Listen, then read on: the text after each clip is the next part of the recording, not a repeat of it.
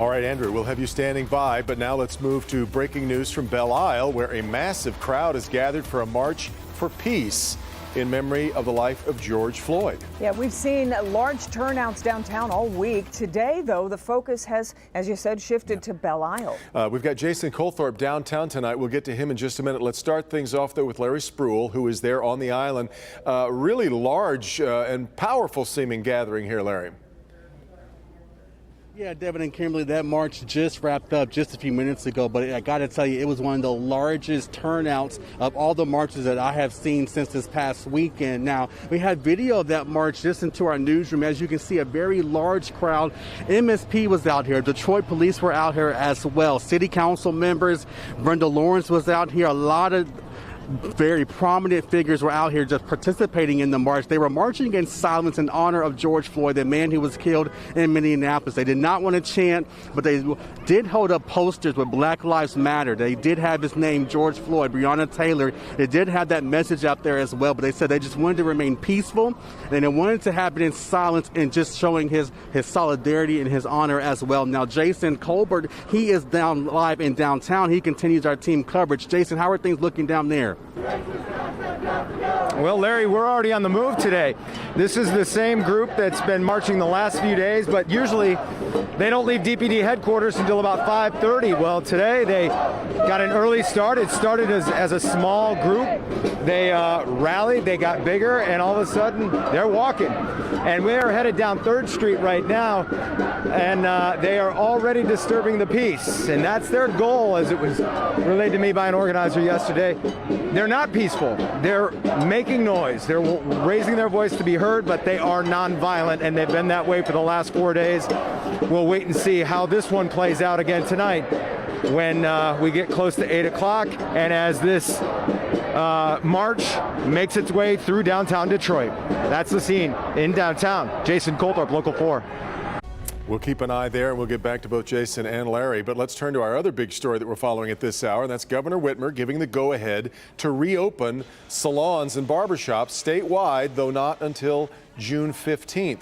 Hair salons, not the only businesses getting the go-ahead to reopen either. Yeah, here are the big headlines from today's announcement. As you said, along with salons, barbershops, nail salons, and massage businesses will reopen statewide on the 15th.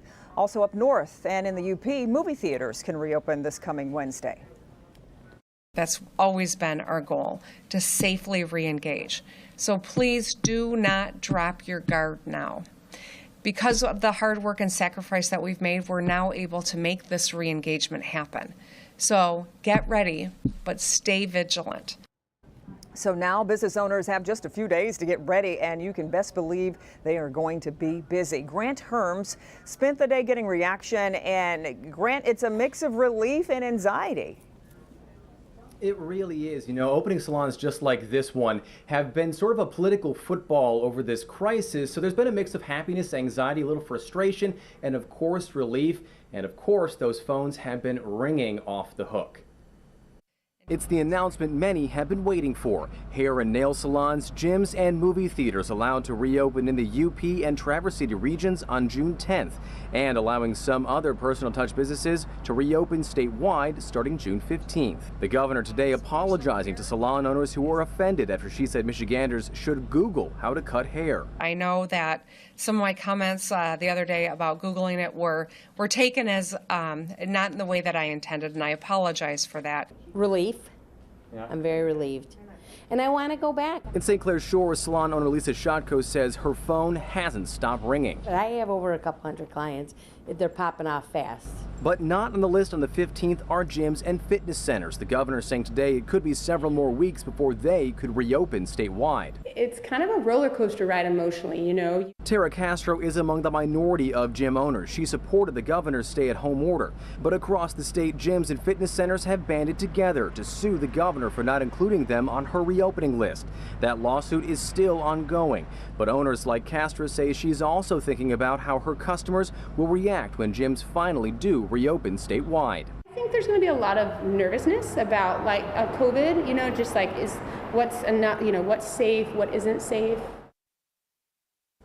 Now, some of the women in this salon said they're still upset with what the governor said about Googling how to cut your hair, and they said they probably wouldn't cut her hair if she called for an appointment. But no matter where you come down on the governor's stance over the course of this pandemic, this is a bright light at the end of the tunnel for a lot of business owners. It really is, Grant, but 5 days or even 10 days is not a lot of time for many of these businesses to turn around and be ready to be open. How are they doing it?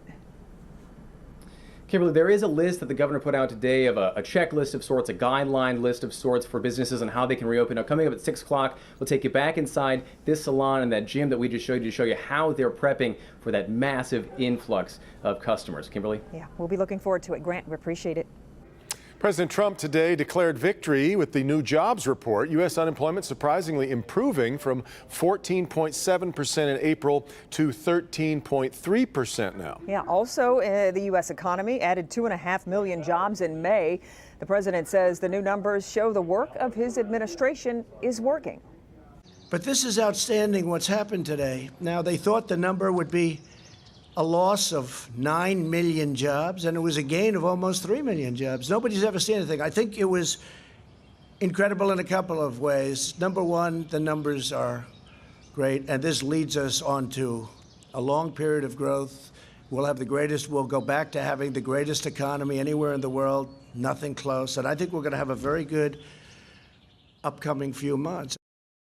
And with this jump in the jobs numbers, it's important to keep in mind there is still, though, a record number of people out of work. That's right. So our consumer investigator, Hank Winchester, set out today to find companies that are hiring right now. He joins us live. And Hank, there are definitely jobs out there. Kimberly, Devin, you are absolutely right. Those job numbers nationally, those are promising. The hope here in Michigan is that they are also positive. The good news right now is that there are companies looking to hire you. Here is some good news. Fewer Americans are unemployed, and a huge number of jobs were created in the month of May. Here's a look at where things stand nationally with numbers just released. Today, the unemployment rate at 13.3%. In April, it was at 14.7%. 2.5 million jobs were added in May. There are some companies in Michigan right now looking to hire and offering job opportunities. Here are a few: United Shore, Kroger, Rocket Mortgage, Allied Universal, and Kelly Services. In fact, Allied Universal is hosting a drive-up job fair that's going to be held June 10th in the parking lot of Greater Grace Temple. That's on 7 Mile from 10 a.m. to 2 p.m. Some smaller locally owned businesses are also booming and hiring. In fact, the Greenhouse of Walled Lake, a marijuana distributor, is growing and hiring. I actually hired 5 new bud tenders yesterday, Hank. I'm looking to hire between 15 to 20 new employees. They can go to greenhousemi.com and send in their application, and we're interviewing people quickly because we know people need to get back to work, and we have plenty of jobs here for them at the Greenhouse.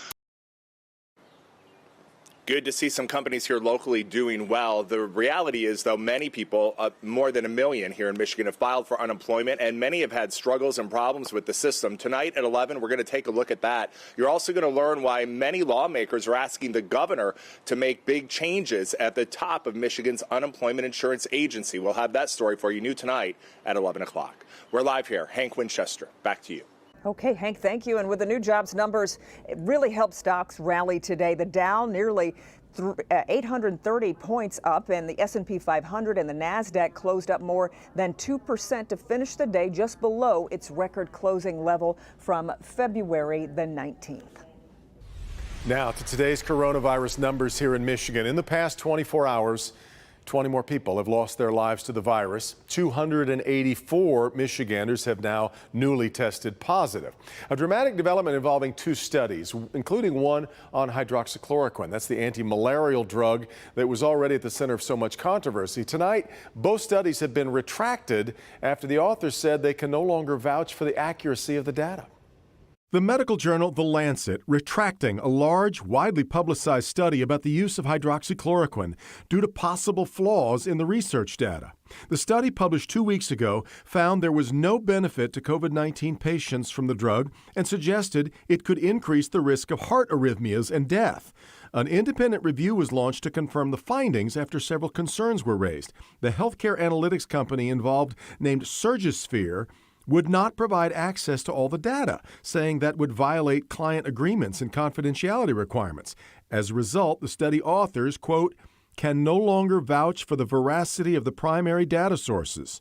The New England Journal of Medicine also retracted a separate study which relied on data from the same company. That study had suggested certain blood pressure drugs did not increase the risk from COVID-19. The World Health Organization had paused its trial of hydroxychloroquine after the Lancet study was published. After conducting its own evaluation, that research has resumed. On the basis of the available mortality data, the members of the committee recommended that there are no reasons to modify the trial protocol. The executive group received this recommendation and endorsed the continuation of all arms of Solidarity trial, including hydroxychloroquine. Experts say the retraction does not mean hydroxychloroquine does or does not work for COVID-19 patients. Several other studies involving the drug, we should point out, are still ongoing. Well, we are off and running here on a Friday. Let's check in with Andrew. And Kimberly and Devin, we're still looking at showers and thunderstorms dotting the landscape and racing across the region, especially in our south zone. Any more this evening? And what about your weekend? Your full weekend and 7-day forecast in minutes. And it's a critical conversation at a critical time. I worry about them growing up too fast in this environment, not that they can't enjoy their youth. But I also know I have to educate them about what it means to be brown or black in this community or any community, right? That they can't necessarily do what their white counterparts can do. My sit down with 3 moms of black children about the talk we feel we need to have with our kids to keep them safe. There is demand for changes in police departments. Sheriff Bouchard in Oakland County has some ideas. One of them, make his police officers take polygraph tests before they could even get hired. All right, Nick, and we continue to follow breaking news happening in downtown Detroit, where an 8th day of protests is underway. Protesters started near the DPD headquarters, now marching down 3rd Street. We are going to keep checking in with it as it progresses. That and Andrew keeping an eye on what's happening with the forecast. So a lot of reasons for you to stick around for Local 4 News at 5.